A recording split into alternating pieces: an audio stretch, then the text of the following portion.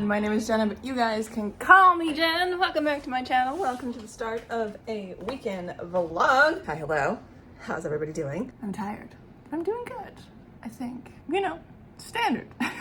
But yes, it's the start of another weekend vlog. I am excited for this weekend. I mean, it's already like partway through Saturday. It's 1:40 currently, and my live stream starts in 20 minutes. So that's why I'm sitting over here. But I am excited mainly for this weekend because last weekend was so full of me just trying to finish A Little Luck, the draft 3, that this weekend I actually have more time to read, which I'm so pleased about. I have time to read, but I don't know what I want to read because I'm no longer in the mood to be reading Golden Sun and the Red Rising series. I'm like 100 and some odd pages into that, but I do really want to finish it so that I can read something else as like a palette sampler and then finish that trilogy in that video with Morningstar. We got Golden Sun on the docket.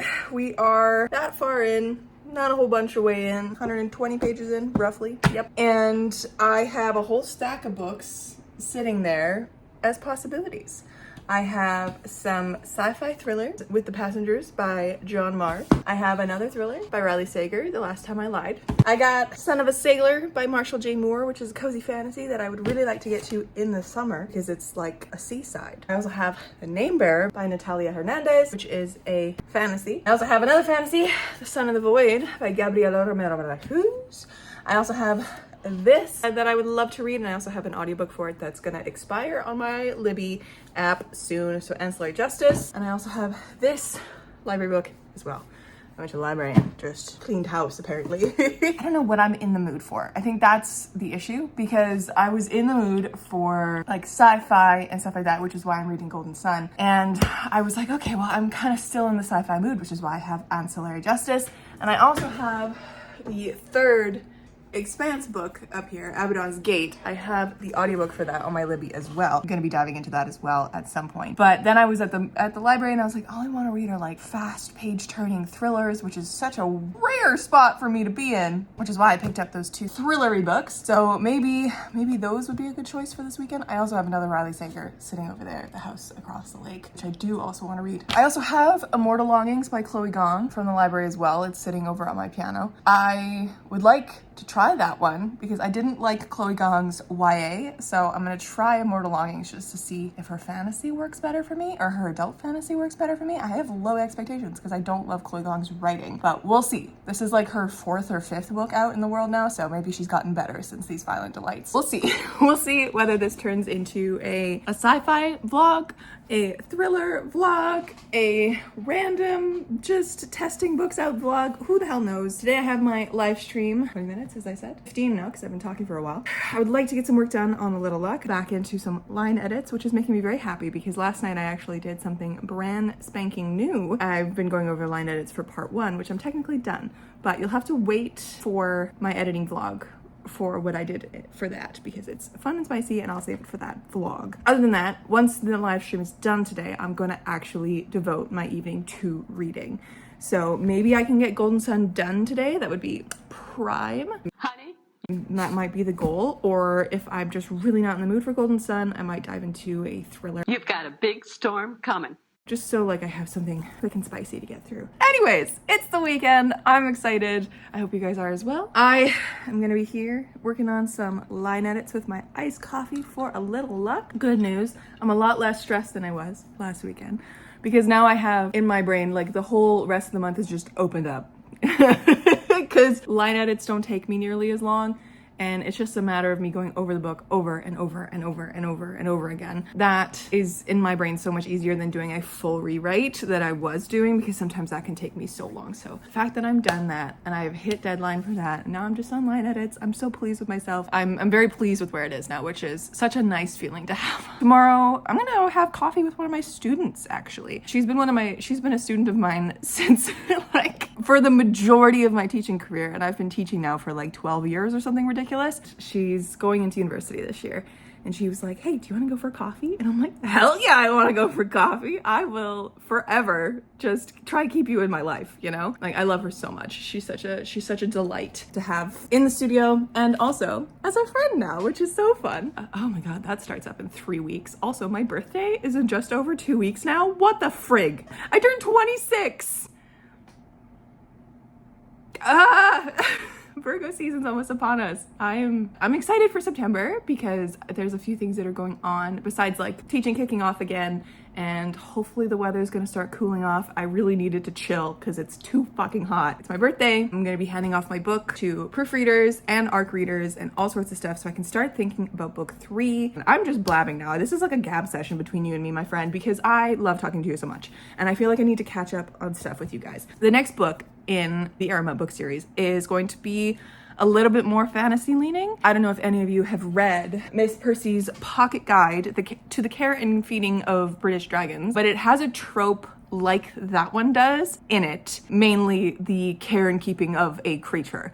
And I'm very excited to start dabbling in that one because it is a little bit more action-y versus like focusing entirely on the romance. I was thinking about this at the last night at like 2 a.m. A Second Story and A Little Luck are definitely romance books in a fantasy setting. This next one coming up is going to be a little bit different from what I've done in the past. So I really want to start working on it seriously to get my brain wrapped around it and actually start writing it. And then once that one's underway, I want to also start thinking about the Sages trilogy because I need to map out the fact, one, it's a trilogy. So this is gonna be my first like proper series that I actually write and go through, like connected series 1, 2, 3 vibe instead of a companion series like Paramount Books is. Sage's Story is just, I really want to do it justice, and it's going to be a step away from cozy, which I'm very excited about. Like it's going to have the vibes of an older fantasy book, so it's going to have like that cozy factor just like in that, but it's not going to lean super cozy with everything else. I'm going to go more fantasy, more high fantasy with this one, and I'm very excited about that because I feel like as a author, just noticing trends and stuff like that, I think having kind of like stepping away from the cozy fantasy in a few years, like not right away, but in a few years, and leaning more into what I want to be as a fantasy author. Like I would love to write in all fantasy genres at one point, but like Project Dragon, if you guys have been around for a while, that one is a dark epic fantasy and she is epic. I was thinking the other day that I haven't killed a character in my writing in like a year and a half or more at this point. And I immediately, when I remember that, I was like, oh my God, am I going through withdrawal? Before I got into the cozy sphere, your girl was a little bit more of an intense author, if you will. My writing can be very dark. And I love putting my characters through it. So the fact that I have that side of me that hasn't been explored in a little while, I kind of want to get into that a little bit more. I want to bring the stakes back into it, even though I absolutely adore cozy fantasy and we all deserve a place where it's soft and sweet to land. Your girl wants to dabble a little bit more in that, as well as keeping things cozy. Anyways, that's just a diatribe on my authorial life. And my live stream is now going to start in 7 minutes. So I'm going to leave it here and I hope you're ready for the weekend.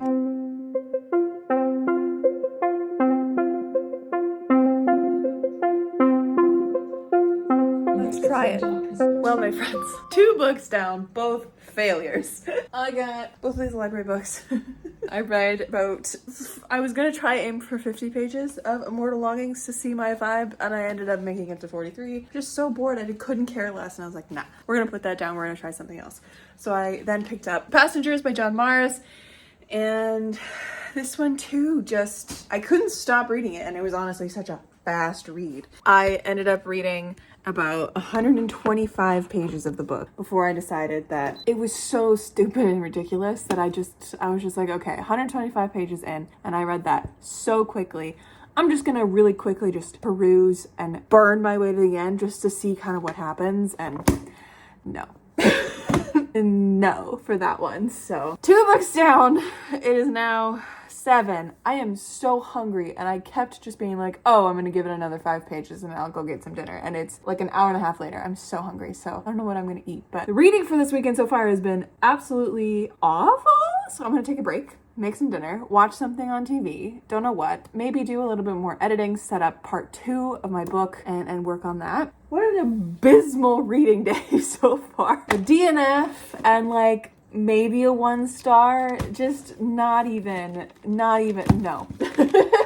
I don't know what to read next. I sincerely do not. Maybe I should just keep reading Golden Sun. I'm in such a weird reading mood though that I like don't want to accidentally like start reading it and have a really bad time, because I want to give it its best shot, but I also don't want to do that to any of the other books on my TBR. So maybe I'll dive into a Riley Sager. Honey? Because you can never go wrong You've got a big storm with Riley Sager. coming. This read like a bad reality TV show, and I was just not having it. Yeah, we're gonna reset, have some food, because maybe that's attributing to my bad mood. Watch something on TV. What I'm gonna watch, I don't know. I sincerely don't know. Like, I'm having such a weird content day where I want to consume content, but nothing is working for me. Like, I don't want to watch any YouTube videos. I don't really have a TV show that I'm currently... I started The Expanse, but I just don't want to watch that right now. I was just not in the mood. I could also watch House. I'm not in the mood for that because I haven't been for months and months and months and months since I last picked it up. And I don't really have access to anything else because Netflix officially blocked me out of my parents' Netflix. And I don't know what to do. So what is happening? Food. And then we'll decide. Hello, friends. It is now 12:20. It's past midnight. And I started reading Last Time I Lied by Riley Sager. And I'm so bored. I keep thinking it's gonna pick up because like all of the Rileys I've read within the first like 10 pages, I've read 3. I've read Home Before Dark, Lock Every Door, and The Only One Left. And in the first 10 pages, I was so hooked, I didn't want to put it down. This one, I just keep waiting for it to get exciting, and I'm on page fucking 111. Riley, does it ever pick up? Like, nothing creepy is happening. Like, I want to get into the action of, like, figuring out what happened, but it's so slow. I'm done reading this for tonight. I honestly am, like, this close to DNFing it. I just want to read a good book. I'm still doing that reading until I hit a 5-star video. I haven't hit a 5-star since June? Yeah, since June. It's the 20th of August. What the frig? And like, I know Golden Sun's not going to be a 5-star as well, but I was enjoying it when I was reading it. So like, maybe I just need to just bite the bullet and start listening to the freaking audiobook again, but I just don't want to read it. The woes of being a fucking mood reader. When I was in the mood for this series, I was like, yeah, let's go. And then I didn't read it fast enough because I was also editing A Little Luck, and then the mood has vanished. This is not good. That's 3 books today. So right now, she's a very close DNF because it's just so boring. Nothing is happening. I don't care about all these places in the camp. I don't care about the other girls at the camp. I don't care about what happened when he first joined the camp. I want to know what's creepy about the camp. I want to know what happened to the girls at the camp the last time she was there. The 3 who disappeared. But I'm 111 pages in, and nothing creepy has happened. Nothing is going on. It reads like a boring literary fiction. Anyway, maybe I need to like 180 and read fantasy again. That's so funny. It's been a while since I've read some fantasy, and like some good fantasy. Anyways, I'm tired and I have a headache, so I'm gonna go to bed now, I think. I'm excited because I'm gonna go see my student tomorrow for coffee at 11, so I need to actually wake up in the morning at a normal time. I also have to do a return tomorrow. I want to go to the bookstore and buy some books. The one book that I want to get is $40. Like, I know, okay? I'm Canadian. Our hardcovers are ridiculously expensive. Yeah, the hardcover for this one, whenever this was purchased, is $35 Canadian. So, whenever I go and get a brand new hardcover fantasy, I know it's gonna be like $38 before tax. But thankfully, usually, fingers crossed, I have my 10% plum discount at Indigo, which brings it down to like $35. And every time I sit there and I'm like, you know, I remember the days of when I was a kid and just obsessed with reading and would try and convince my parents to get me books all the time because I was also obsessed with collecting books but didn't know it back then. And I swore up and down I'd read the books. But my dad would complain about getting hardcover books back then that were $20. The young adult hardcover books are now $25 to $30, which is so unreasonable. And like, I know the middle grade books, like middle grade paperbacks, are like $11, which is really smart because you got to keep those prices down for the kids who like, for kids, because like, how else the kids are gonna afford that? It is a crazy amount of money for one book. But now, like, every time I go in, I know I'm gonna be spending at least $22 on a paperback, at least. Some of them are now like $25, $26, which is ridiculous. And then I know no matter what, a hardback is gonna be $35 or more. The fact that I would spend like $40 on one book hurts. But it's The Bone Season by Samantha Shannon, and the covers match Priory and A Day of Fallen Night, and I kinda want it. Even though I own the paperback of the old one. I'm so intrigued and I want to read what she's done differently. And I actually want to start that one and then go on to the rest of the series of the Bone season. I never went on to the second one. That's my dilemma. So tomorrow I'm gonna go for coffee.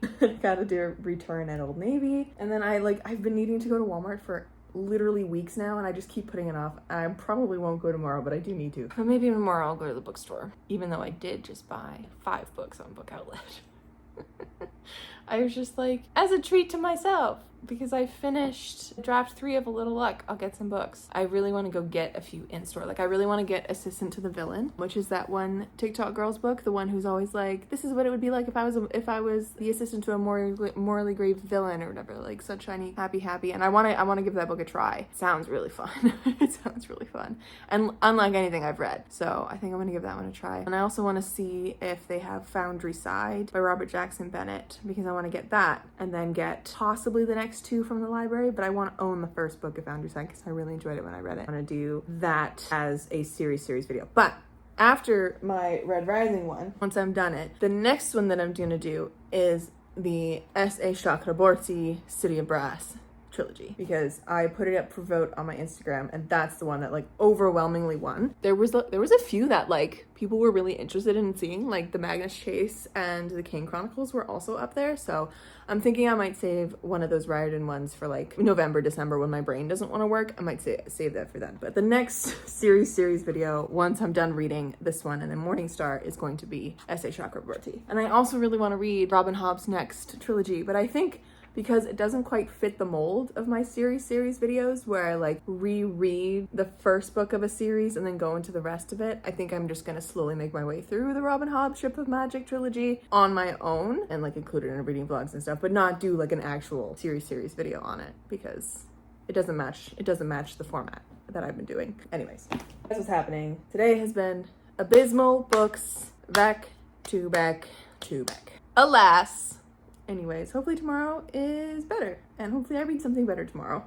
So far, the best thing that I read all weekend is my own fucking book. I just want to win. I just want to read something that's good, my friends. Like, I'm this close to just rereading something that I know I love, because I'm just want to read a good book. And that's not to say I haven't been reading good books, but like, when you have so many losses back to back, like I did today, it hurts. These updates in this vlog are so long. I apologize. I just haven't talked to anyone all day. All right. I will catch up with you guys tomorrow.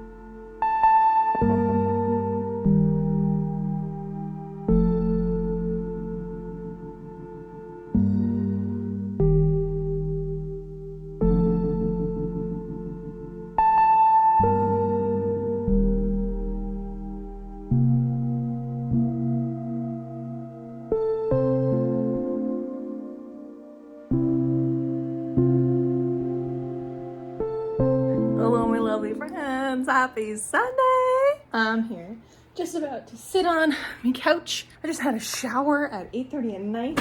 What a glorious time to be alive. Just got home from mom and dad's. I feel wonderful.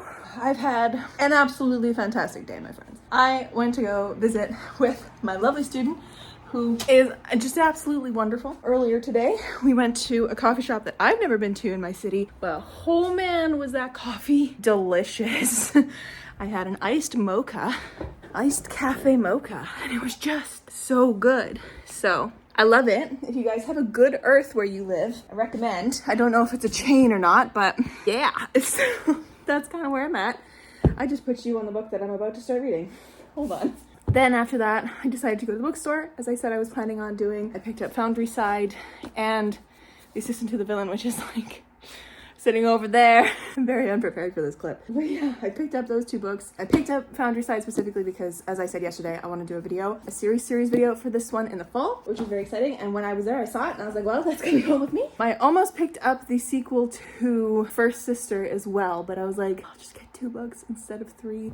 And then I was also gonna get the Bone Season, but as I said yesterday, it's $40 Canadian. Couldn't quite justify that one.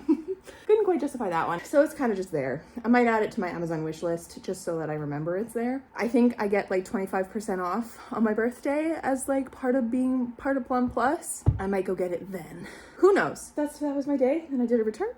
Bought some jeans, just tried on the jeans, they don't work. I bought them from Old Navy, and it turns out I need their curvy jeans instead of just their regular straight jeans. Yesterday, as you know, had an abysmal reading day. So I posted a TikTok asking for people to help me pick my next book out of a stack, but nobody except for my friend watched the video all the way through, I guess, because everyone was giving me just random recommendations to read, which was lovely, but I wanted you to pick from a stack that I included at the end of the video, so I guess no one watched it all the way through. But my friend picked for me to continue my, as she said, Riley Sager summer. So I'm gonna give Riley Sager another chance after, I say that after I've liked 3 of his books. I just didn't like The Last Time I Lied, which I've officially DNF'd. But this one I have higher hopes for because my friends really like this one. So I'm hoping that it really, really does it for me. Well, my air just turned on, so that is my cue to stop talking to you. That rhymed. But yeah, it's been a good day. I'm just gonna hang out. I'm gonna start reading this. I took the day off of A Little Luck, which I'm pretty happy with. I'm just not gonna work on it today because I'm actually ahead of the game with my line edits because of the way that I've been doing it now. So happy about that, really super happy about it, but we're gonna spend Sunday evening reading and being very cozy. In a little bit, I think I might get some ice cream. That sounds good. But yeah, I'll catch you with you guys later. I'm sorry. Did Riley Sager blurb Taylor Swift? Oh, hell yeah. We're already off to a better start. Thank you, Riley. You're back in my good graces.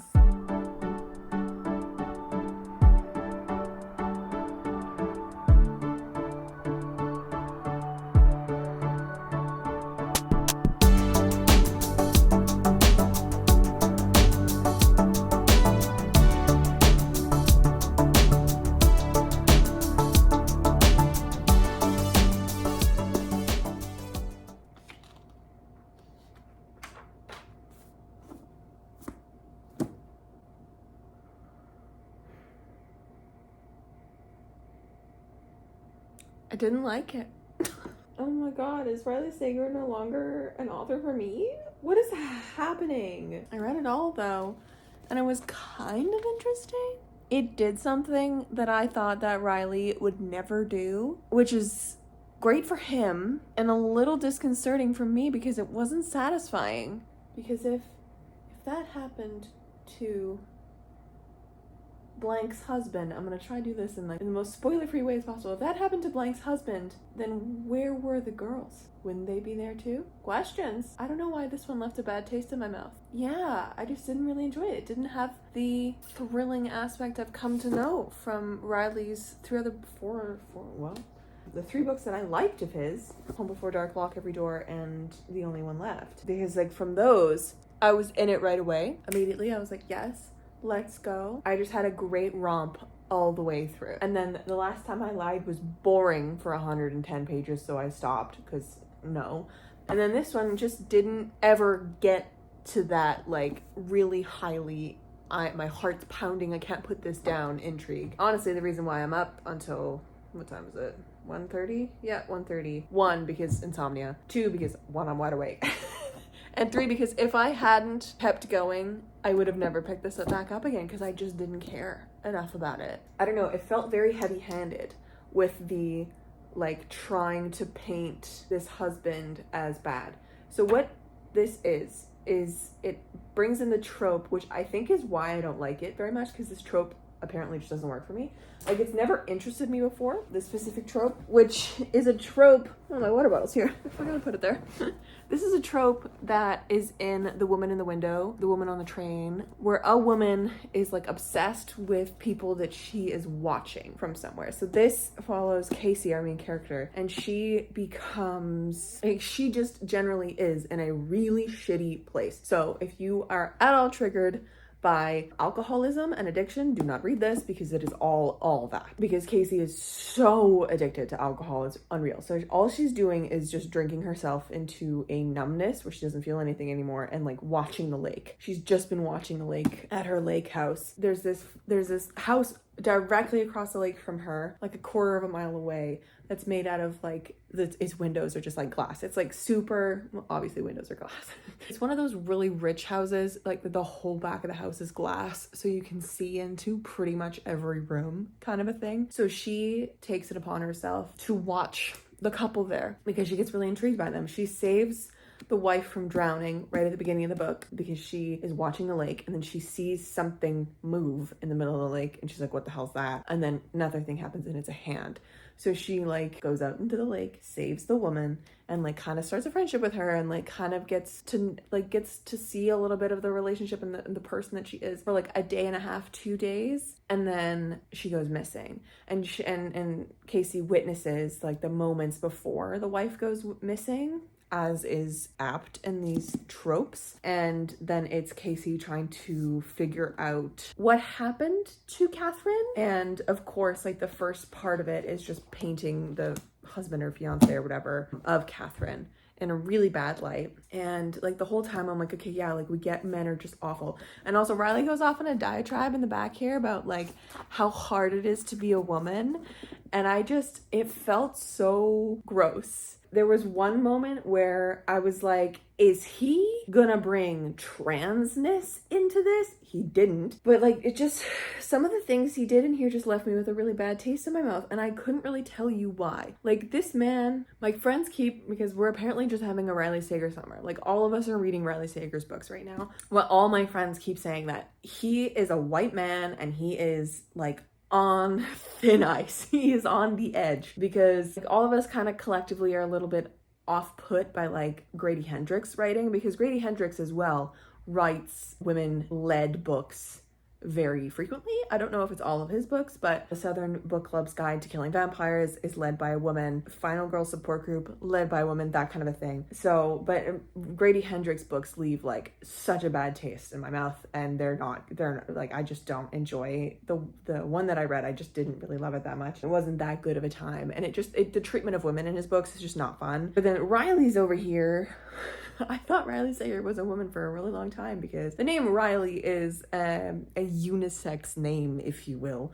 I hate that term, unisex, but I don't know what else an ambiguous name. There we go. When I first read his book, I believe the very first one I ever read was Lock Every Door. At the time, I hadn't really been versed in thrillers. I'm not versed in thrillers now. I'm not a thriller reader, but it's just one of those things that I'm just like, Lock Every Door was so spicy. I remember reading that and just being so caught up in it and not being able to put it down and being so like on edge the whole time, and then getting to the twist and actually being like kind of satisfied by the twist, which I had never experienced in a thriller before, because in most of the horror thrillers that I had read, which is not very many, I get to the 75% mark and I'm so disappointed because all the spook is taken away. That one, for some reason, just like it revealed what was happening but then amped up the insanity, and I was like, okay, here we go, we're going on a ride. And it was a ride. And then I read Home Before Dark, which was also genuinely one of my favorite tropes ever. I love haunted house stories so much, and that one's got spooky house as like the plot, right? That's the thing. It's a spooky house.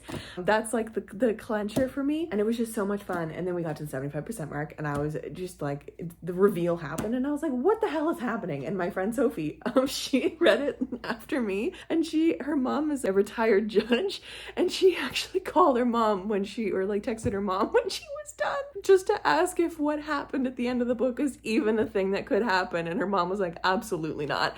And I thought that was so funny. Like, Sophie hates the end of that book. I think it's wacky and was really disappointed, but like, I don't hate it. Like, I liked that book a lot. And then the only one left was so batshit and so drama from the word go that I was like in it, and it had Lizzie Borden vibes, which I was so into. And then the last time I lied was so boring. I guess maybe camp stories just don't do it for me. And then The House Across the Lake just also didn't do it for me. Maybe it's just the tropes that are used. But yeah, this one actually has kind of turned me off Riley Sager. I think it's just like the treatment of his women characters in here. And I think there's only 2 Rileys I haven't read now. Final Girls and Survive the Night. And I know Final Girls is my friend's favorite Riley, Yelene's favorite Riley Sager that she's read. And then Survive the Night seems to be unanimously like a lower rated one. I might read those at some point, but I know the treatment of women and mental health in Survive the Night is also a little sus, which is what I honestly is where I thought this was going to, but it didn't. Like it got close to a lot of things that were like kind of problematic, but didn't go there. And maybe that's what's leaving a bad taste in my mouth. I don't know. I'm going on a diatribe of thrillers at 1:30 in the morning. I'm so sad about this now because like, I'm so sad about this whole reading weekend because it's been such a fail. Like this is not getting any higher than a 2-star, and I had 2 DNFs and for sure a 1-star in that stack from yesterday. Just what a disappointing reading weekend. I'm so sad about it because like my friends really liked this one, and they also really liked The Last Time I Lied. SJ and Yeleni both really liked that one, and SJ even said that the ending of The Last Time I Lied was really satisfying compared to some of the other Rileys that she's recently read. I was excited for it, but it was just so fucking boring. It was 100 pages and nothing had happened. This one got really close to that, but I will say Riley does do one thing really well, is that in his thrillers he kind of like laces in either like a now timeline or like the exciting timeline with like the information timeline kind of a thing. So like with this one, we got the now, which starts literally with our homegirl talking to the detective, and it's in present tense and it's very spicy. Homegirl's talking to the detective about a man going missing, and I was just like, ooh, very spicy. Look at this, spicy. And the fact that it's blurbed and he uses a Taylor Swift quote at the beginning led me to believe that we were gonna have some women committing murders, and I was very excited. But no. You know, it'd be really great if Riley decided to make his main character the villain and like really proud of being the villain. That would be so fun. I totally lost the thread of what I was talking about though. Oh, the now timeline. So yeah, we have the now timeline where she's talking to the detective, and then like there's spicy shit happening in that timeline, and it's like a hurricane's happening and like the power's about to go out and like shit's dangerous and like a man's gone missing, a woman's missing, like it's whole bullshit. The majority of the story, like 95% of the story, is the before, so like the lead up and like giving you the information. The Last Time I Lied, when I was reading it, most of it was the now timeline when she's now going to the camp as an adult 15 years after this disappearance has happened, dealing with that and whatever. And then occasionally we'd have the 15 years ago of her like starting as a kid, going to the camp and like doing all the stuff. And with The Only One Left, that one's gimmick is the fact that the elderly woman who is a wheelchair user and unable to speak uses a typewriter to type out her story. And so we have the now timeline with the caretaker trying to figure out shit, and then also the typed out words from our homegirl, Lizzie Borden figure, who I can't remember her name. It's the story of that night, really dramatized, which is, I think, why I liked it so much, because she was so drama. The ending of that one is batshit, like wild. I think this arguably is his best paced ending and his best twisty ending. Like it was like a lot of stuff was like very twisty, but it wasn't as jarring as the twistiness of The Only One Left, because The Only One Left made me feel like I was being slapped on every second page. This one, I don't really know. Like I didn't see any of the twists coming. It just didn't thrill me, you know? Anyways, all my updates in this vlog have been so long. I'm also sweating and losing my voice, and I need to go to bed because work is tomorrow. So I'm gonna call it here for the night, and I'll catch up with you guys tomorrow, but I'm signing off on an abysmal reading weekend. Hopefully this week gets better. Sexy. Hello, my lovely friends. Happy Monday. Welcome to the end of this vlog, my friends. What a weekend. 4 out of 4 books. Terrible reads. Not having a good time anymore. But I will say, I did start this after work today and it's good. I'm literally only 34 pages in because I then, once I had like started it, I ended up getting a call from my mom, and she was on her way home from her hairdresser. And today at work, I was doing a little bit of research on keyboards because my Mac keyboard on my like personal computer, not my work computer, like the space bar is stupid because it's the like flat keyboard, which is fine, but it just, to me, the tactility of the keyboard's not great. And as someone who writes a lot and writes really fast, that stupid motherfucking space bar on the side that my thumb hits doesn't pick up my thumb half the time. And I've like tried to unstick it or clean it the way you're supposed to every time because the flat keyboards are so stupid. And I was like, okay, maybe I just need to get a Bluetooth keyboard to like put and use with my laptop. And I was doing all sorts of research today, and then my mom called, and I just remembered that mom had a keyboard. She bought one, a Bluetooth keyboard for her iPad that I've literally never seen her use. So I was like, hey mom, do you still have that keyboard? And do you use it? If not, can I have it? And she goes, yeah, I think I've used it once. You can have it. It's like so sexy. So I went and drove out there and I got it. Now it's sitting on my dining room table. So once I get back into the actual like drafting, writing stage of my life, I'm going to utilize that boy. I'm going to put my laptop up on a few books in imitation of a laptop stand, and I'm going to use a new Logitech clicky clacky keyboard. And oh, the tactility is so exceptional on that keyboard. Yeah, so I started this. I'm only a bit in, and I'm going to continue it today after I edit this vlog and all that kind of stuff, but hopefully this is better. It is so far going a lot better than the other ones did. I'm just slow because there's no audiobook for this yet, because technically this is not out. It publishes on Tuesday, so why it was out in the bookstore, I don't know. And why I thought it had been released last week, I also don't know. But anyways, also, I think this is officially my first book with sprayed edges, and I kind of love it. I'm also like gently scared that it's going to get onto my fingers as I read. So far, it's kind of cute. It's very, very light, which we love. And we'll see if this turns my abysmal reading weekend around. Well, you know, the top 3 books in this library stack were a 1-star and a DNF and a DNF. And then the Riley Sager is already in a stack on my fireplace. I didn't want to look at it anymore. And that one was a 2-star. So I'm just so peeved about it.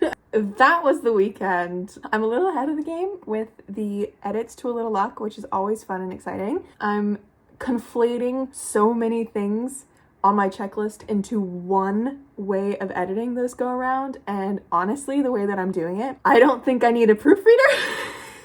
So, but I've already got her locked down and I can't back out now. So I think it'll be good to still do the proofreading just to see if she catches anything that I don't catch. But I think in the future, next books, I'm not going to need a proofreader or an editor at all in this stage, because the way that I'm doing it, I'm catching those little things that my eyes don't catch. Yes, that's what's going on. That's what's happening. That's been my weekend. I'm going to now edit this vlog for you guys so it goes up tomorrow on time. And I'm going to spend the rest of my Monday just chilling. I think I should start working on line edits for part 3 of A Little Luck, but I kind of just want to read today, and I am ahead of the game with edits, so I think that's what I'm gonna do. I'm gonna read and watch some more YouTube, that kind of a thing, see if I can reset the bad reading mood that I was in this weekend, or the bad reading vibe that I was in, because I wasn't in a bad reading mood. I was in a great reading mood. I just was reading terrible books, in my opinion.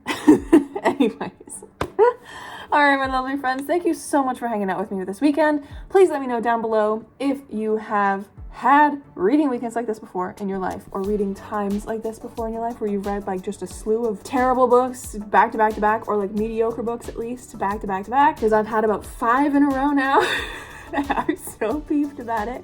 So hopefully this one turns it around. Also, let me know what your favorite way to get out of a reading slump is. Even though I wasn't in a reading slump, I would love to know from you guys how you guys like to get out of reading slumps. I love chatting with you guys, as you know. I will catch you in another video very soon. Stay good and keep on reading.